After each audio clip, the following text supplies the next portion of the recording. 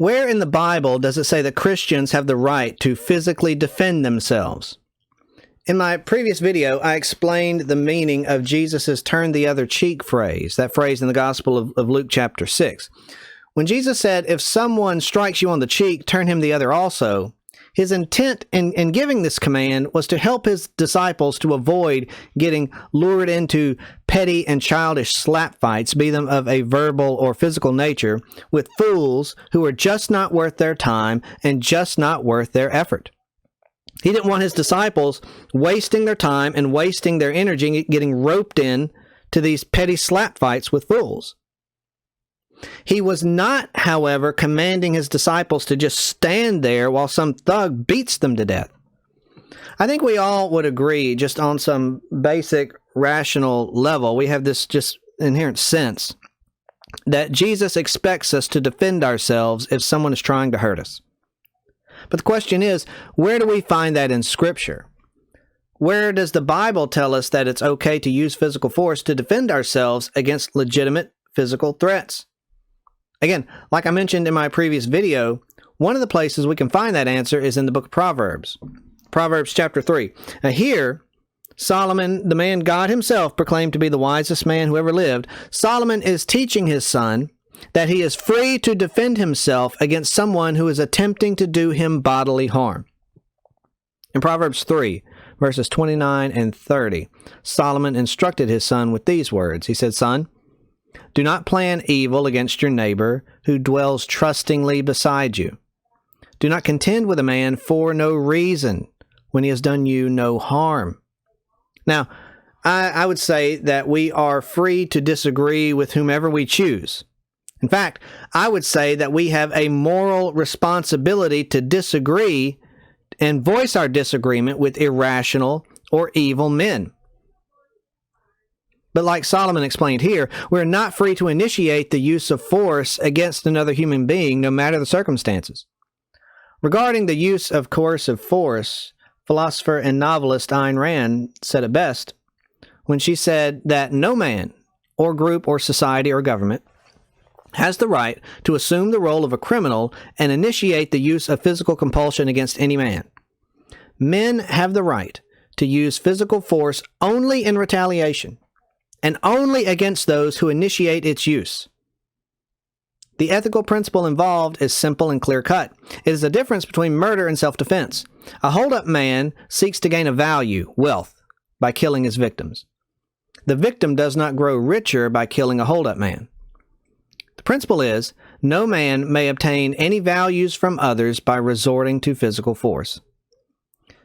That's the same ethical principle that Solomon is teaching his son here in these verses. We must never initiate physical force in our dealings with other people. We must never plot evil against our neighbor who dwells securely, trustingly beside us. Instead, we should be the kind of people who are civilized and who know how to get along well with the people around us.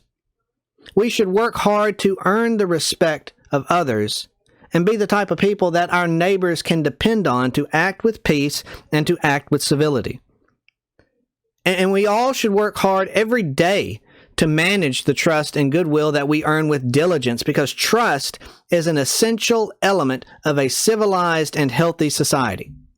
Trust breeds fellowship. And fellowship leads to brotherhood. Brothers work together. They cooperate. They trade with each other. They protect one another and live in harmony. Unwarranted violence stirs up animosity, but respect, trade, and peace, these foster productive social relationships. That being said, a person is well within his rights, however, to defend himself against someone, be it a man or a mob, whoever breaks that social trust and initiates physical force against him. Solomon said as much when he told his son in verse 30. Look what he said there. He said, do not contend with a man for no reason, without cause, when he has done you no harm. Look again at that verse closely. If you flip it around, Solomon gives his son the green light to contend with a man when he gives you a reason, when he initiates harm against you. His point here is clear. No man has the right to violate the rights of another man. But every man, every woman has the right to defend his or her own life.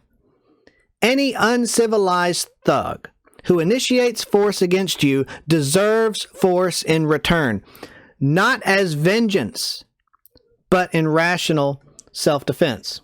Once again, I quote Ayn Rand.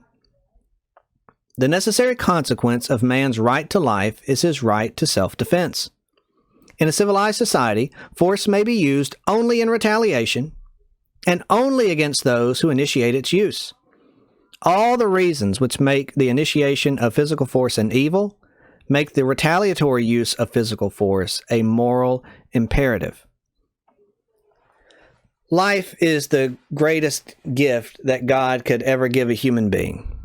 It's such a precious gift that God, in His infinite wisdom and in His infinite grace, gave it twice. The first time upon our physical creation, and the second time upon our eternal salvation. He gave us our lives. He gave us life with the intention that we would use our lives wisely, that we would live life to the full and reflect His image in everything that we do, and accomplish our created purpose, and thus be a shining light of good in the world. If we want to accomplish that kind of good with our lives, then we have to defend ourselves against the forces of evil who are always looking to snuff out everything that is good and beautiful and true in this world. Our lives are precious. Our lives are valuable. God said so Himself. And anyone who ever doubts how much God values our lives, they need cast their eyes no farther than the blood-stained cross of Christ. Look upon that cross. Look upon its gore. Look upon its glory, and observe the depths of our God's love for us. Gaze upon that violent symbol of God's hard-earned victory over sin, death, and the devil, and then hopefully you will understand how uncompromising God is in His devotion to protecting all that He deems valuable. Our lives are valuable because God values our lives. And He has given us our lives with the expectation that we will stand just as strong and just as firm and defend with all our strength all of those precious things, including our own lives, that God has put under our protection. I hope this video has been helpful. If you like it, please give it a thumbs up and consider subscribing to the channel. If you want to read more about Solomon and the lessons of masculine wisdom he taught to his son and how we can apply those same lessons to our lives today, then please be sure to check out my book, Manhood is a Mindset, Fatherly Instruction from the Wisest Man Who Ever Lived. It's available on Amazon, Barnes & Noble, and Books A Million.